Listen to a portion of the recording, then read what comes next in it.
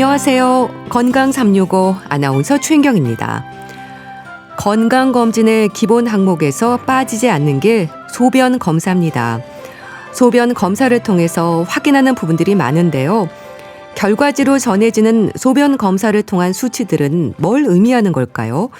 소변의 성분, 소변색, 냄새까지 소변을 통해서 발견할 수 있는 질환의 위험들 잠시 후에 알아보겠습니다. 그리고 나도 모르게 소변이 새는 게 요실금이라면 내 의지와 상관없이 변이 새는 변실금도 있는데요. 삶의 질을 떨어뜨리는 변실금의 위험도 짚어보겠습니다. 건강 365 장혜리의 내게 남은 사랑을 드릴게요. 듣고 시작하겠습니다. KBS 라디오 건강 365 함께하고 계십니다. 건강검진에서 기본적으로 빠지지 않는 게 소변 검사입니다. 소변을 통해 우리 몸의 건강 상태를 알 수 있다는 것도 신기한데요. 소변의 성분을 분석하는 걸까요? 가톨릭대 인천 성모병원 진단검사의학과 이재웅 교수에게 도움 말씀 듣겠습니다. 교수님 안녕하세요. 네, 안녕하세요. 네, 반갑습니다. 건강검진에서 기본적으로 진행되는 검사가 소변 검사이지 않습니까? 건강 상태를 살피는데 소변이 중요한 역할을 하나 봐요. 네, 맞습니다. 소변 검사는 건강검진에서 아주 기본적이면서도 중요한 검사입니다. 네. 소변은 단순히 몸 밖으로 나가는 물이 아니고요. 우리 몸이 혈액을 걸러낸 다음에 만들어지는 결과물로 보시는 게 맞습니다. 네. 그래서 소변 안에는 신장, 홍파수의 상태나 요로의 상태를 짐작할 수 있는 여러 가지 정보가 들어있습니다. 네. 예를 들어서 소변에 단백질이 나오는지, 피가 섞여 있는지, 포도당이나 케톤이 나오는지, 염증을 의심할 만한 소견이 있는지를 봅니다. 네. 이런 소견을 통해서 신장질환이나 요로감염, 당뇨병, 일부 간질환이나 다른 대사 이상까지 의심을 먼저 해볼 수가 있고요. 네. 단지 이제 여기서 먼저 말씀드릴 점은 소변 검사 하나만으로 병을 확정하는 것은 아니고요. 네. 소변 검사는 일종의 건강 신호등이라고 보시면 되겠고, 네. 초록불이면 대체로 안심할 수 있고, 네. 노란불이나 빨간불이 보이면 한 번 더 확인해보자, 그런 의미로 생각하시면 될 것 같아요. 네. 네, 그래서 이상 소견이 나오면은 이제 증상이나 혈액 검사, 영상 검사, 그리고 소변 검사, 재검사 이런 것들을 한꺼번에 같이 보고 판단을 하게 됩니다. 네. 소변 검사의 중요성에 대해 말씀 주셨는데요. 소변이 만들어지는 과정을 생각해 보면 또 소변이 얼마나 중요한지 이해가 빠를 것 같은데 어떻게 설명이 될까요? 네, 소변이 만들어지는 과정을 알면은 이제 이해가 쉬워지고요. 네. 우리 몸의 심장은 간단히 정수기에 비유할 수가 있습니다. 네. 네, 혈액은 온몸을 돌면서 산소와 영양분을 전달하고 동시에 노폐물도 이제 싣고 다닙니다. 이 혈액이 심장으로 들어오면은 혈액 속 노폐물과 여분의 수분 이런 것들을 걸러내는데요. 네. 심장이 무조건 다 버리는 것은 아니고요. 네. 우리 몸에 꼭 필요한 물이나 전해질, 포도당 같은 물질들은 다시 몸 안으로 재흡수를 하고 또 필요 없거나 너무 많은 것들은 다시 또 배출을 해내는 그런 역할을 합니다. 네. 이렇게 만들어진 소변은 심장에서 요관을 통해서 다시 방광으로 내려가고 모여있다가 요도를 통해 몸 밖으로 배출되게 되겠습니다. 네. 그래서 이제 소변은 단순히 배설물이라기보다는 심장을 거치면서 어떤 물질은 보존하고 어떤 물질을 버렸는지 보여주는 결과고요. 네. 그래서 소변을 보고 신장이 잘 걸러내고 있는지, 염증이나 출혈은 없는지, 몸의 수분 상태가 어떤지 이런 것들을 간접적으로 확인할 수가 있습니다. 네. 그렇게 생성된 소변의 성분을 분석하는 게 소변 검사로 이해하면 될까요? 네, 크게 그렇게 이해하시면 되겠습니다. 네. 다만 소변 검사는 이제 생화학적인 성분 분석만 하는 검사는 아니고요. 네. 네, 크게 세 가지 정도를 보게 됩니다. 첫 번째는 눈으로 보는 검사이고요. 네. 색깔이 어떤지, 그리고 맑은지 탁한지, 거품이 심하게 나지는 않는지 이런 이제 소변의 성상 자체를 보게 되고, 두 번째로는 요시염지봉 검사가 있습니다. 네. 얇은 막대에 여러 가지 화학 시약 패치가 붙어 있는데 이것들을 소변에 담그면 색깔이 변합니다. 네. 그 색 변화를 통해서 단백질, 포도당, 케톤, 혈액, 산도, 염증 관련 소견 이런 것들을 확인하게 되고요. 네. 그리고 세 번째로는 필요할 때 현미경 검사를 추가하게 됩니다. 그래서 소변을 원심 분리를 해서 가라앉은 부분 이런 걸 이제 펠렛이라고 합니다. 이것을 현미경으로 관찰을 하면서 적혈구, 백혈구, 세균, 결정, 원주 이런 것들을 확인하게 되고요. 여기서 이제 적혈구가 보이면 혈뇨, 백혈구나 세균이 많으면 감염이나 염증 이런 것들을 의심할 수가 있습니다. 그래서 소변 검사는 색과 농도, 화학 성분, 현미경 소견을 함께 보는 검사 이렇게 이해하시면 가장 정확할 것 같습니다. 네, 여러 검사를 통해서 확인을 하는 건데요. 소변 검사 결과로 가장 궁금해하는 부분이 단백뇨와 혈뇨입니다. 이상 소견이 나올까 봐 걱정이 많아지거든요. 그렇죠. 네. 그럼 단백뇨와 혈뇨는 뭘 의미하는 건가요? 네. 건강검진 결과에서 이제 소변 부분에서는 가장 많이 걱정하시는 부분이 단백뇨, 혈뇨 이렇게 되는데 이게 혹시 양성이 나왔다고 해서 먼저 너무 놀라실 필요는 없습니다. 한 번의 소변 검사에서 단백뇨나 혈뇨가 나왔다고 해서 바로 큰 병이라고 단정할 필요가 없습니다. 단백뇨는 말 그대로 소변에서 단백질이 검출이 되는 건데요. 우리 몸의 대표적인 단백질인 알부민은 원래 혈액 속에 있어야 되는데 건강한 신장은 이런 단백질이 소변으로 빠져나가지 않도록 잘 막아줍니다. 그런데 이제 신장의 여과장벽에 문제가 생기면은 이런 단백질이 소변으로 조금씩 새어서 나올 수가 있고요. 다만 이 단백뇨가 항상 이제 신장병을 의미하는 것은 아니고 정상적인 상태에서도 심한 운동을 한 뒤라든지 아니면 열이 났을 때, 탈수가 있을 때, 스트레스가 심할 때, 스트레스라고 하는 것들은 육체적인 스트레스를 말합니다. 그런 경우에 일시적으로 단백뇨가 보일 수가 있고요. 그렇기 때문에 중요한 것은 이제 반복적으로 검출이 되는가, 또는 또 검출된 단백의 양이 많은가, 또 동반된 혈압이나 혈당, 신장 기능 수치와 함께 이상이 관찰이 되는가입니다. 그리고 혈뇨는 소변에 피, 그리고 적혈구 이런 것들이 섞여서 나오는 상태를 말하고요. 눈으로 봤을 때 소변이 붉거나 갈색으로 보이면 이제 유관적 혈뇨라고 부르고 눈으로는 정상적인 소변으로 보이지만 현미경에서 적혈구가 보이는 것은 미세혈뇨라고 부릅니다. 혈뇨의 원인은 다양한데요. 이제 요로 감염, 결석, 전립선 문제, 격렬한 운동, 생리혈 오염, 신장질환 이런 것들이 원인이 될 수가 있고 드물지만은 방광이나 신장 쪽에 그 암과 같은 종양과 관련이 될 수도 있습니다. 그래서 혈뇨가 반복되거나 눈에 보일 정도로 피가 섞이거나 그리고 가장 중요한 건 통증 없이 혈뇨가 보이면은 이제 반드시 의료진과 상담을 하셔야 되겠습니다.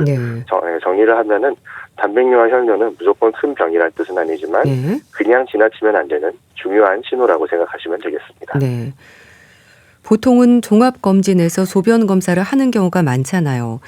그래서 금식 상태로 소변을 참고 병원에 가서 아침 첫 소변, 그중에서도 중간 소변을 담게 되는데 이유가 있는 건가요? 네, 중요한 이유가 있습니다.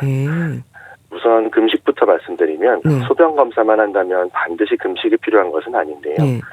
종합검진을 받으실 때 금식을 하는 이유는 보통은 혈당, 콜레스테롤 이런 혈액 검사를 이제 함께 하기 때문이고요. 이런 것들은 이제 금식의 영향을 많이 받기 때문에 그런데 소변 검사에서 아침 첫 소변을 권하는 이유는 이제 밤 사이에 방광에 모인 소변이 비교적 농축이 되어 있기 때문입니다. 자는 중에는 이제 수분 섭취를 하지 않기 때문에요. 너무 묽은 소변보다는 단백질이나 혈액 같은 이상 소견이 이런 농축된 소변에서 더 잘 드러날 수가 있고 또 검사 조건을 일정하게 맞추는 데에도 도움이 됩니다. 그리고 중간 소변 같은 경우에는 처음에 나오는 소변에는 이제 요도 입구나 피부 주변에 있던 세균, 분비물, 세포 이런 오염물질들이 섞일 수가 있고요. 그렇기 때문에 소변을 이제 채취하실 때는 처음 소변은 변기에 흘려보내고 중간부터 소변을 컵에 받습니다. 이렇게 하면은 이제 오염을 줄일 수가 있고 또 여성은 이제 그 소변 채취하실 때 소변 채취 전에 가능하면 앞에서 뒤로 그 방향으로 닦고 남성 같은 경우에도 요도 주변을 깨끗하게 한번 닦아주신 다음에 받는 것이 좋습니다.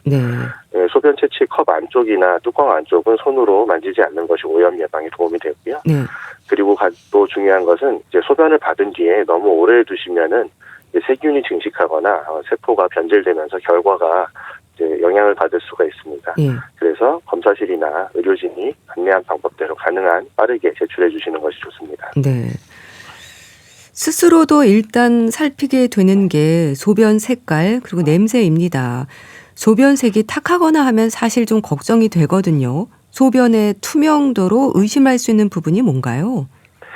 네, 정상적인 소변은 대체로 맑고 옅은 노란색입니다. 네. 네, 여기서 이제 물을 많이 마시면 거의 투명한 색으로 바뀌기도 하고, 네. 네, 수분 섭취가 아주 적을 때는 진한 노란색이 될 수도 있습니다. 네. 소변이 탁해 보일 때는 이제 주로 몇 가지 가능성을 생각해 보는데, 네. 가장 흔하게는 소변이 농축되어 있거나 또는 소변 안에 결정 성분이 생겨서 뿌옇게 보일 수가 있습니다. 네. 네, 이런 경우에는 물을 충분히 마시고 시간이 지나면 저절로 좋아지는 경우도 있고요. 하지만 이제 백혈구나 세균이 많은 경우에도 소변이 탁해질 수가 있고, 네. 이런 경우에는 요로 감염을 의심해야 됩니다.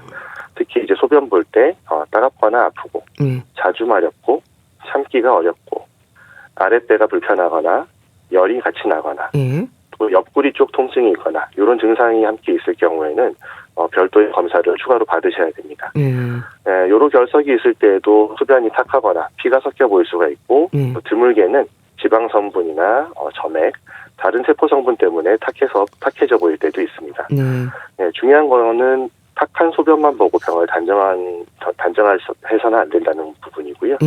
네, 소변이 한번 탁했다고 해서 바로 감염이나 신장병을 생각할 수는 없고, 다만 이게 탁한 소변이 반복적으로 있거나 통증, 열, 혈뇨 이런 증상이 동반됐을 때는 추가적인 검사를 받는 것이 안전하다고 하겠습니다. 네. 또 소변 검사가 진행될 때 기록되는 부분들도 많잖아요. pH, 산도를 비롯해서 뭐 단백질, 포도당, 케톤체 항목이 많은데요. 뭘 확인하는 건가요?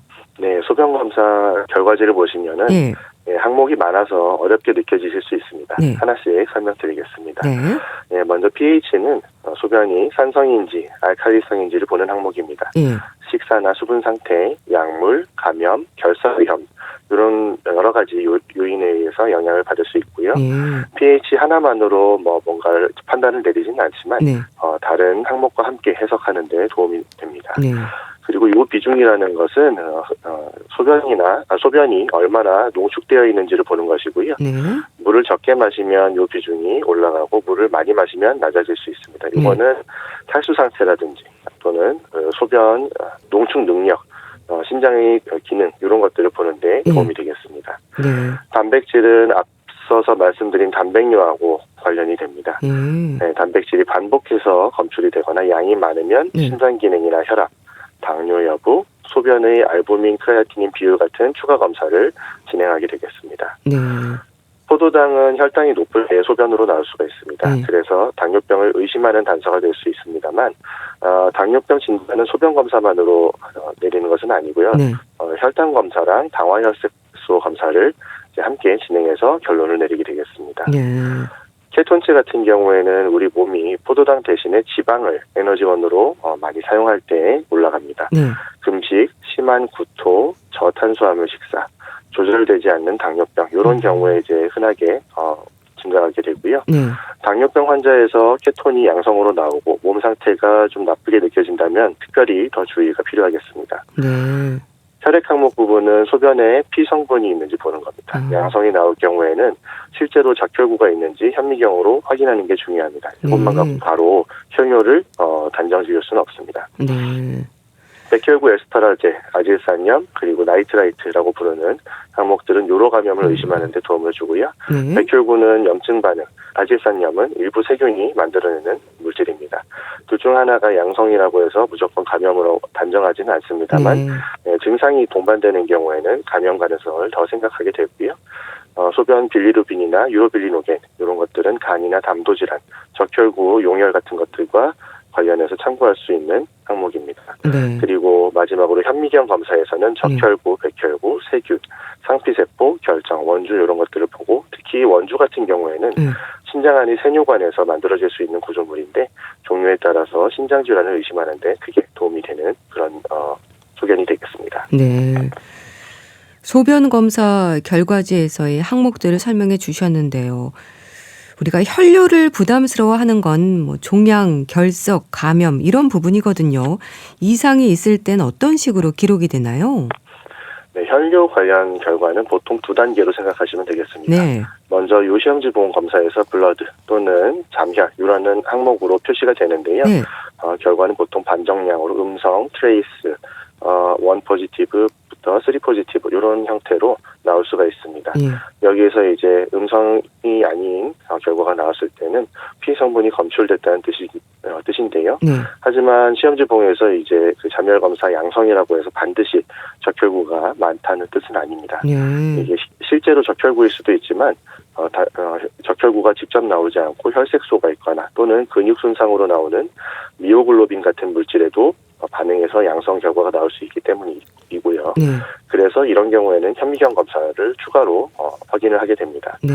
현미경 검사에서 적혈구가 몇 개 보이는지를 이제 기록하게 되고, 예. 예를 들어서 고배율 시야당 적혈구가 몇 개 보이는지 이런 것들을 표기를 하게 되어 있습니다. 네. 백혈구가 많은지, 세균이 보이는지, 결정이 있는지, 원주가 있는지 이런 것도 함께 확인을 하게 되겠고요. 네. 감염이 의심될 경우에는 백혈구, 아질산염, 세균 그 외에도 추가적인 증상 여부를 함께 보고 필요한 경우에는 소변 배양 검사를 실시를 하게 되겠습니다.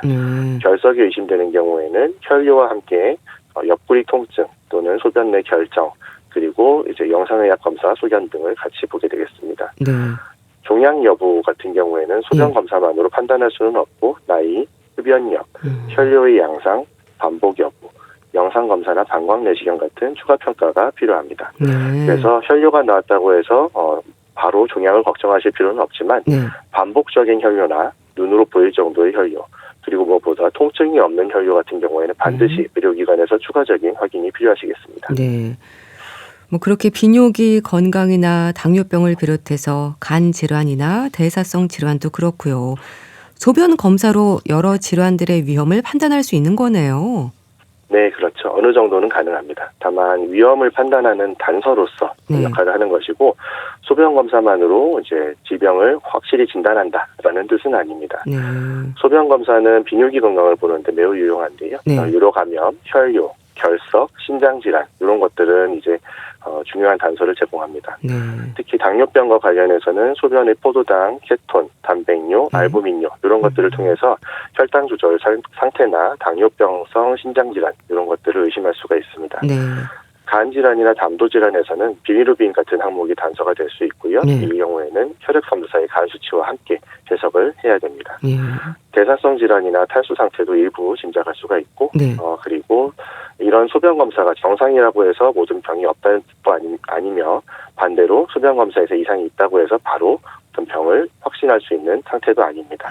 그래서 소변 검사는 전체 평가 중에 일부라고 생각하셔야 되고 그 거기에서 이상 신호가 보이면 다른 여러 가지 검사를 추가적으로 확인을 하는 과정이 필요하겠습니다. 그러니까 소변 검사로 여러 질환들의 위험을 좀 판단할 수 있다고 하셨는데요.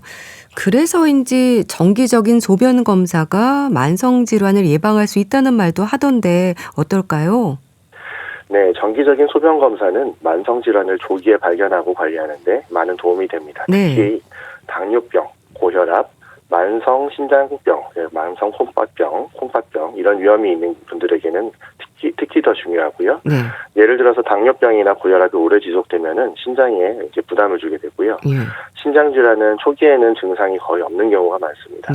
몸이 붓거나 이제 소변량이 줄거나 피로감이 심해지는 등의 어떤 증상이 나타났을 때는 이미 진행된 경우도 많이 있습니다. 그런데 소변에서 알부민이 조금씩 나오기 시작하는 것은 비교적 이르게 나타나는 신호일 수가 있고요. 이런 신호를 일찍 발견할 경우에 이제 혈압 조절, 혈당 조절, 약물 치료, 생활습관 조절 이런 것들을 통해서 신장 기능의 약화 속도를 늦추는 데 큰 도움이 됩니다.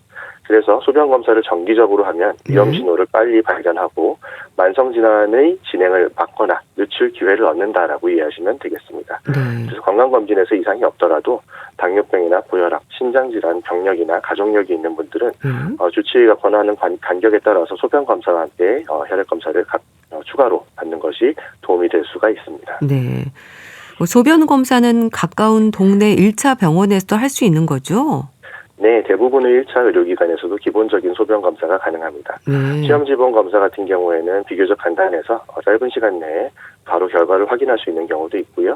현미경 검사나 배양 검사, 소변 알부민, 크레아티닌 비율 같은 검사는 병원 안에서 바로 시행할 수 없는 경우에는 외부 검사기관으로 의뢰를 해서 다음번 의뢰 때 결과를 받으실 수가 있습니다.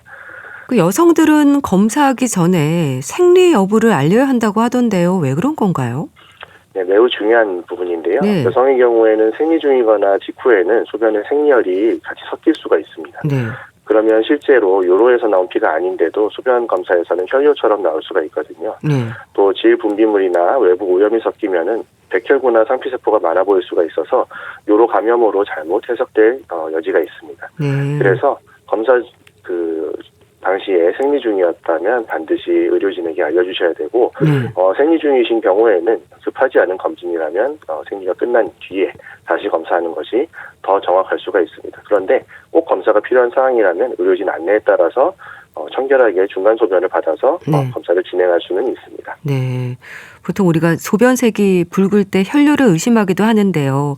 그 앞서 유관적 혈뇨와 미세 혈뇨 말씀을 하셨는데 현미경으로 보는 미세 혈뇨가 더 많지 않나요? 네, 그렇습니다. 현미경으로 보는 미세 혈뇨가 더 이제 많은 편이고요. 보통 유관적 혈뇨가 있을 경우에는 바로 이제 병원에 오시기 때문에 알 수가 있는데 이제 건강 검진 때까지 이제 유관적 혈뇨가 없는 경우에는 이제 현미경 검사에서 관찰이 되는 경우가 더 많기 때문에 그렇게 관찰을 할 수가 있습니다. 자, 그리고 소변 검사 결과가 나왔을 때 확인해야 하는 항목들이랄까요? 여러 항목들 말씀해 주셨는데 어떻게 살펴야 나의 건강 상태를 알 수 있는 걸까요? 네, 결과지를 보실 때는 한 가지 항목만 보고 판단하지 않는 것이 가장 중요합니다. 소변 검사는 여러 항목을 함께 보고 증상과 병력까지 같이 해석해야 되는 검사인데요. 그래도 일반적으로 눈여겨볼 항목이라고 한다면 첫째는 단백질입니다. 단백질이 반복적으로 양성이거나 양이 많은 경우에는 신장 쪽의 평가가 필요하게 되겠습니다. 두 번째는 혈액, 적혈구 이런 것들이고요. 잔혈 반응이 양성이면 현미경에서 실제 적혈구가 있는지 보는 것이 중요합니다. 혈뇨가 반복되거나 유관적 혈뇨가 있으면 원인을 확인해야 합니다. 세 번째는 백혈구, 아질산염, 세균 이런 세트들인데요. 배뇨통, 빈뇨, 급박뇨 이런 발열 증상이 같이 있는 경우에는 요로 감염 가능성을 생각하고 배양 검사를 실시해야 합니다. 네 번째, 포도당과 케톤은 포도당이 나오면 혈당 검사를 추가로 확인해야 하고 케톤은 금식이나 식사 부족 이런 경우에서도 나올 수가 있고 당뇨병 환자에서는 특별히 더 주의해서 보셔야 됩니다. 네, 그리고 마지막으로 꼭 기억하셔야 되는 점이 소변 검사에서 한 번 이상이 나왔다고 바로 병이 있다는 뜻이 아니기 때문에 검사 전 수분 섭취, 운동, 생리, 감기나 발열, 약물, 검체 오염 등 여러 가지 요인이 영향을 줄 수가 있기 때문에 필요한 경우에는 제대로 채취한 소변으로 재검사를 하고 이상이 반복되는지를 확인하셔야 되겠습니다. 네, 알겠습니다.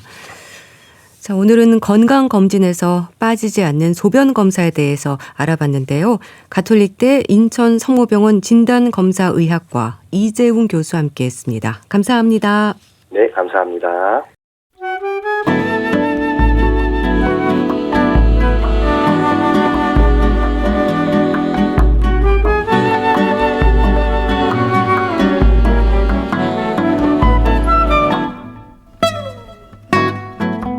건강한 하루의 시작. KBS 라디오 건강 365.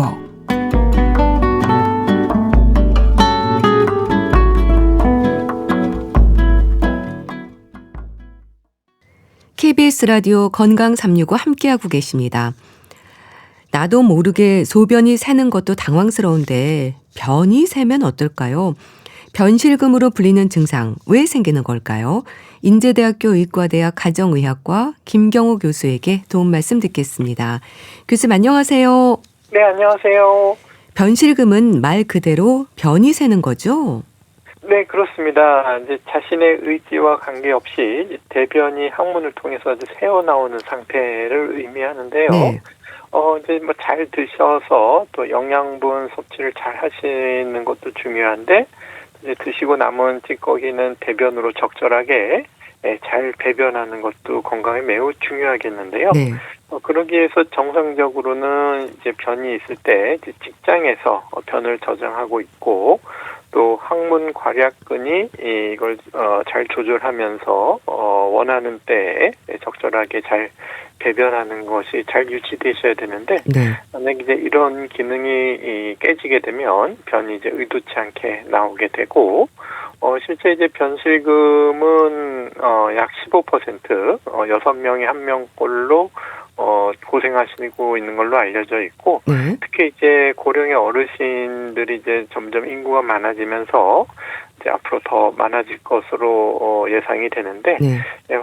실제 이제 많은 환자분들은 이제 사실 좀 부끄럽기 때문에 증상을 이제 좀 숨기고 그래서 실제보다 좀 더 흔하고 또 좀 많은 분들이 불편을 겪는 질환으로 알려져 있습니다. 네. 그럼 요실금처럼 변이 새는 것뿐 아니라 변을 보고 싶다는 생각이 드는 순간 참을 수 없는 것도 증상에 포함되나요? 네, 그렇습니다. 변을 참고 싶은데 참지 못하고 변이 새는 상태, 우리가 이거를 절박성 변실금 이렇게 부르게 되는데요. 네. 보통 우리가 이제 직장에 변이 차면 이제 감각으로 인지하고 배변할 상황이 아니면 우리가 외 관략근을 수축해서 이제 화장실에 가기 전까지 배변을 미루게 되는데 네. 만약에 이 기능이 약해지면 이제 화장실까지 못 가고 새는 상황이 발생할 수 있어서 우리가 이제 변실금 하게 되면 이제 자기도 모르게 변이 새는 것뿐만 아니라 이제 알지만 못 참는 것 모두 포함하는 개념이라고 할 수 있겠습니다. 네. 의학적으로 변실금은 어떻게 설명되는지도 궁금합니다. 네, 대변, 그러니까 고형변이든 이제 우리 물은 액체 형태의 대변이든 이제 의도치 않게 배출되는 상태라고 할 수가 있겠는데, 네. 이건 이제 단순히 이제 항문의 문제뿐만 아니라 우리가 배변에 관련된 직장의 저장 능력이라든지 또 변이 있다라는 것을 느끼는 감각, 그리고 관략근의 이제 근육 기능, 또 이것을 이제 우리가 조절하는 자율신경뿐만 아니라 우리가 수의적으로 조절하는 항문 근육, 신경계 조절 이런 것들이 함께 작동돼야 유지가 되는데 이 중에 하나라도 문제가 생기면 이제 변실금이 생길 수가 있어서 변실금이 있는 경우에는 뭐 한 가지 질환이 아니라 이러한 여러 가지 기능들이 복합적으로 문제가 생긴 얽혀 있는 문제라고 이해하는 것이 필요하겠습니다. 네. 뭐 항문의 문제라든지 직장의 저장 능력, 뭐 괄약근의 근육 기능 상태 등 여러 가지 그 원인들이 다양하네요. 네, 그렇습니다. 이제 변실금의 원인이 매우 다양하고 또 서로 이렇게 여러 가지 원인들이 얽혀 있는데 아무래도 가장 좀 흔한 대표적인 원인으로는 특히 여성분들에게서 이제 출산 과정에서 골반 근육들이 이제 손상되는 것이 이제 주요 원인이 될 수가 있겠는데요.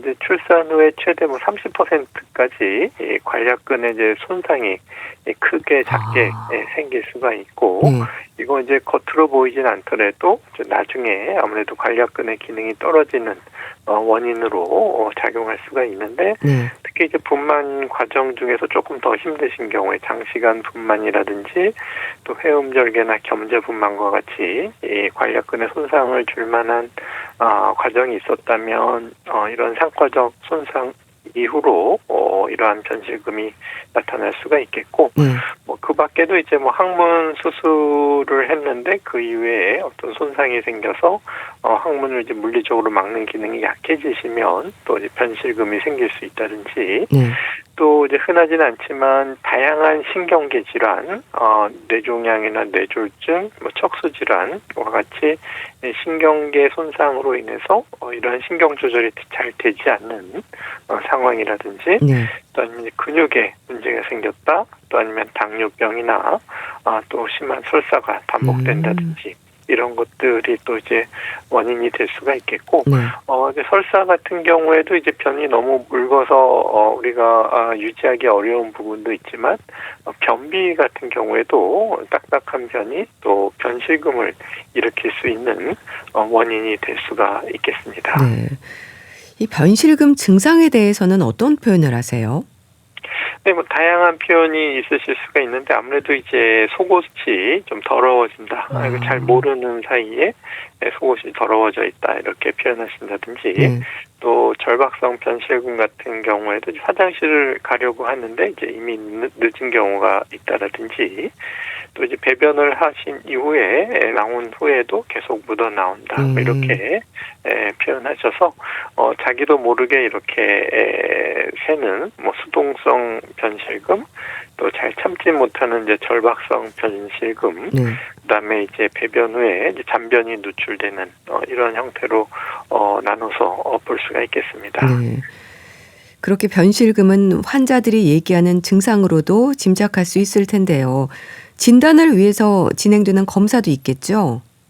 네, 그렇습니다. 이제 어떤 형태로 변실금이 나타나는지 증상을 듣고 그 다음에 이제 신체 검사를 하는 과정에서 항문을 직접 보고 또 관략근의 힘을 확인하고 또 변비나 변이 딱딱하지 않는지 우리가 손가락으로 항문을 진찰하는 직장 수지 검사 같은 것들을 시행해서 이제 관략근의 힘을 확인하거나 종양이나 변이 막힌 것은 없는지 이제 쉽게 확인할 수가 있겠고요. 물론 이제 검사 받으실 때는 좀 부끄럽고 불편하실 수도 있겠지만 이러한 직장 수지 검사가 굉장히 중요한 신체 검사가 되겠고요.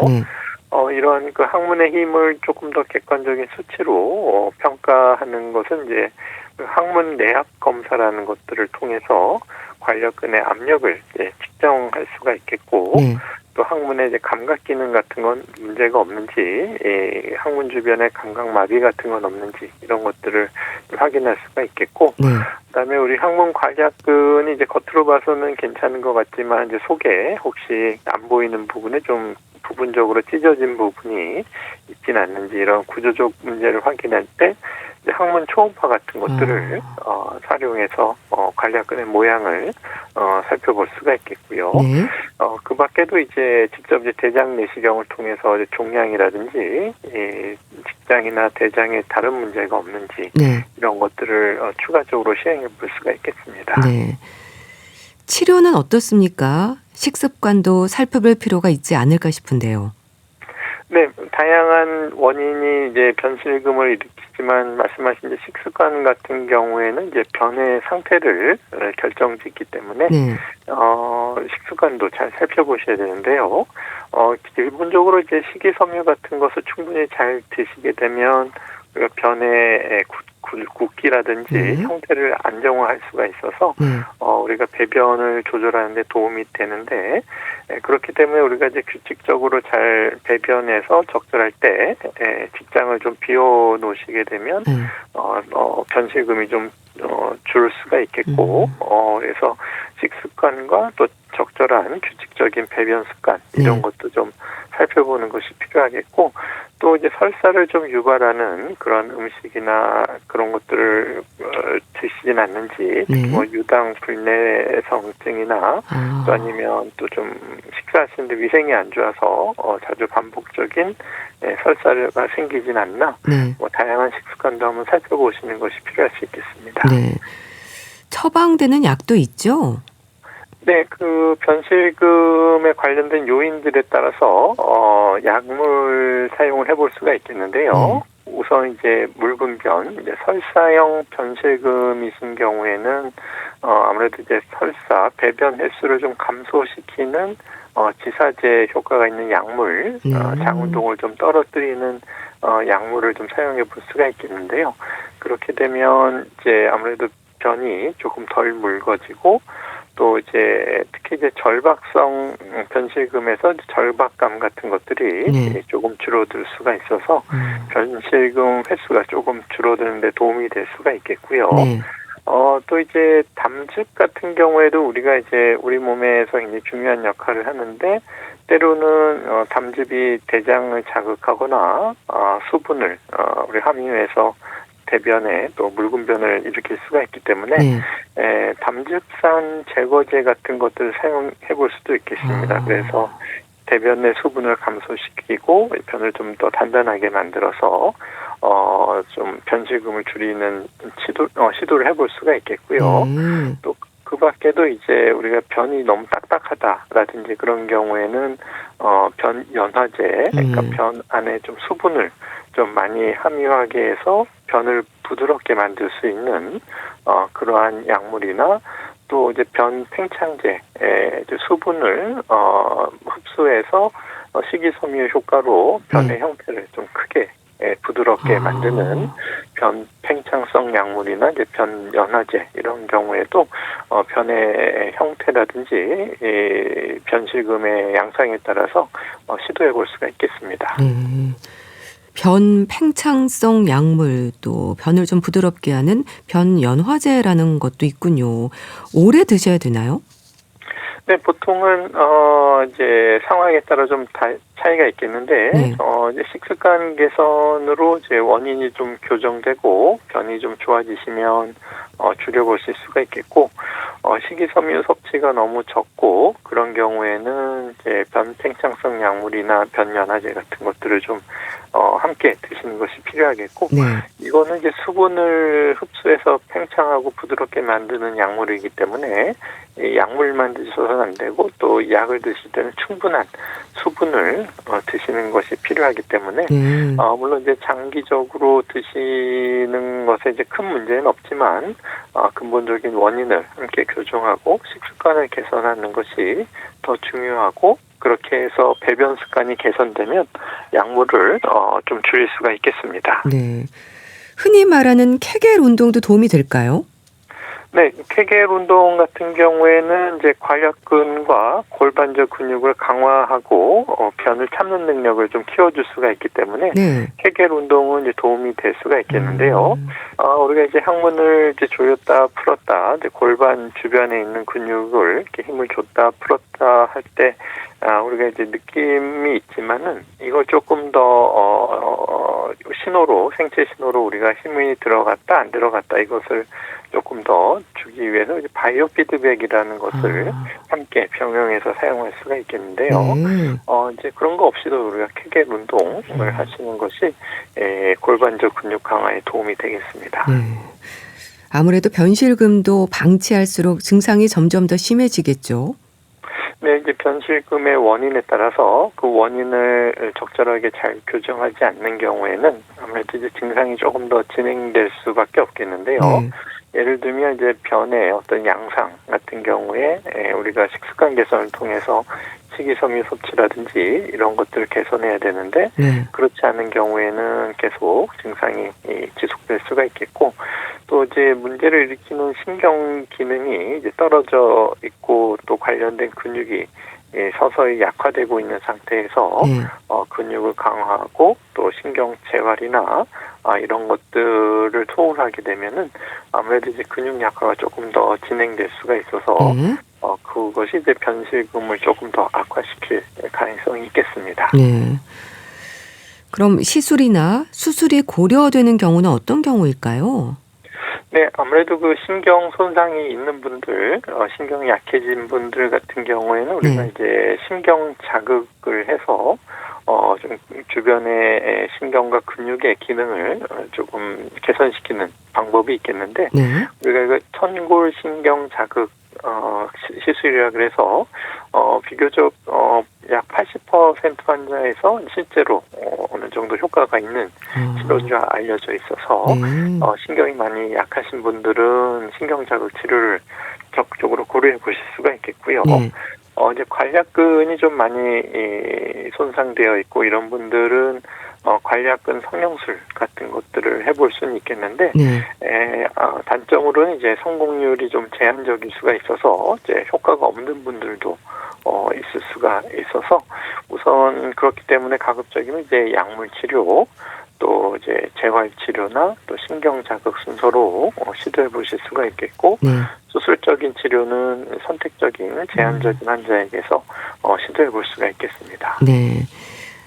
아무래도 방치할수록 증상이 점점 더 심해지는 만큼 변실금을 소위할 수는 없을 텐데요. 심리적으로도 어려움을 겪을 수 있고요. 또 변이 샌다는 게 항문 주변의 감염이라든지 또 다른 위험으로도 이어질 수 있지 않을까요? 네, 그렇습니다. 아무래도 이제 그 남아있는 변들 이런 것들이 이제 항문 주변 피부에 이제 염증을 일으킬 수가 있고 네. 또 이제 자극을 주고 감염을 일으킬 수가 있어서 항문 주변의 감염이나 피부 손상을 일으킬 수가 있겠고요. 네. 이제 아무래도 가장 큰 것이 말씀하신 것처럼 이제 심리적인 어려움, 특히 이제 사회적으로 위축이 되고 사람들을 만나기 어렵고 외출을 또 꺼리시게 되고 이렇게 되면은 활동도 줄어들지만 그만큼 정신적으로 또 우울증이나 삶의 질이 또 많이 떨어질 수가 있어서 심리적인 어려움이 또 많으실 수가 있기 그렇죠. 때문에 적극적으로 초기부터 개선하는 치료들을 의학적인 도움도 많이 받고 생활습관, 식습관 개선도 적극적으로 하시는 것이 중요하다고 할 수 있겠습니다. 네. 이 변실금의 원인이 다양한 만큼 누구에게나 생길 수 있다는 생각도 드는데요. 변실금을 의심할 수 있는 초기 증상이랄까요? 좀 알려주세요. 네, 아무래도 이제 처음에는 이제 가스를 좀 참기 어려움부터 좀 시작하는 부분도 있겠고요. 네. 또 이제 속옷에 이제 소량 좀 묻어나는 것 같다. 그리고 변을 보고 난 후에도 이제 변이 남아 있는 것 같다라든지. 네. 또 아니면 이제 갑자기 또 화장실을 이제 급하게 찾고 또 변을 잘 못 참는다. 이런 증상이 반복되면 초기 변실금을 의심해봐야 되는데 네. 가장 흔한 것은 이제 우리가 이제 변비가 너무 오래된 경우에도 이제 딱딱한 변이 너무 오래 머물고 있게 되면 속에서 내부 관략근이 이제 잘 수축이 안 되고 이완된 상태로 되기 때문에 그러면서 이제 충분히 다치지 않아서 이런 것들이 또 실금이 생길 수가 있기 때문에 변비 같은 습관 없는지 너무 딱딱한 변이 생기지는 않는지 이런 것들을 개선하고 초기에 의심해서 적극적으로 개선하시는 것이 필요하시겠습니다. 네, 알겠습니다.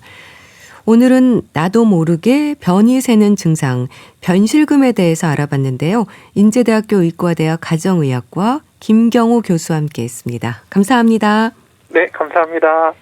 김태우의 사랑비 보내드리면서 인사드릴게요. 건강365 아나운서 최인경이었습니다. 고맙습니다.